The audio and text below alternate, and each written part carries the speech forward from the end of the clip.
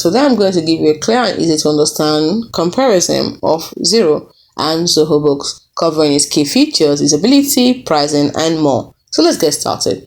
When it comes to ease of use, Xero has clean, modern interface, intuitive, but has a mild learning curve, while Zoho Books is very intuitive for beginners and easy navigation across models. Now, when you look at the core accounting aspect of it, Xero has a robust double entry accounting, invoicing, and bank reconciliation feature, while Zoho Book has strong accounting core with customizable invoicing and automation. Now, let's look at inventory management. Xero has built-in solid for small to mid-sized businesses inventory management, while Zoho Books has a built-in and slightly more feature-rich inventory management, for example, batch tracking and reorder levels. Now let's look at the automation aspects of them. Now when it comes to automation, Xero has automatic bank feeds, rules, and recurring invoicing, while Zoho Books has strong automation like workflows, recurring bills, and auto reminders.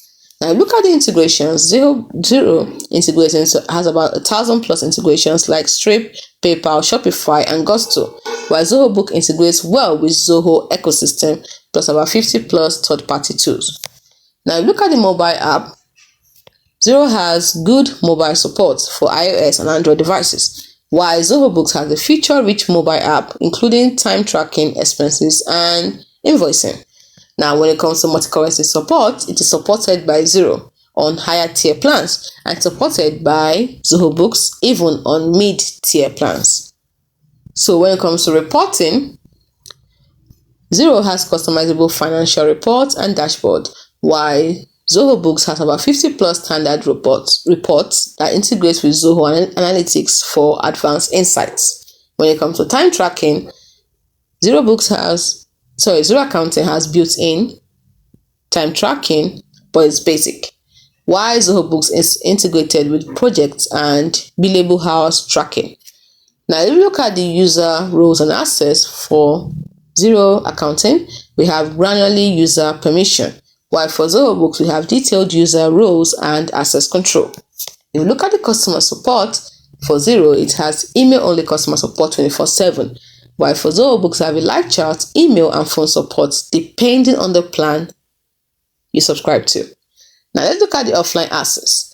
Yes, we have offline cloud-based access only. It has cloud-based access only for Xero, and the same for Zoho Books, cloud-based access only. So when you look at the free plans, Xero does not have any free plan, while Zoho Books has free plan for businesses with less than about 50k turnover in India or solo users in some regions. Now we look at pricing in 2025 for Xero. It starts at about $13 per month up to about $70 per month for established plans, while for Zoho Books, it starts at about less than $0 to $15 a month, has a premium plan of less than $40 a month, and it varies by region and features.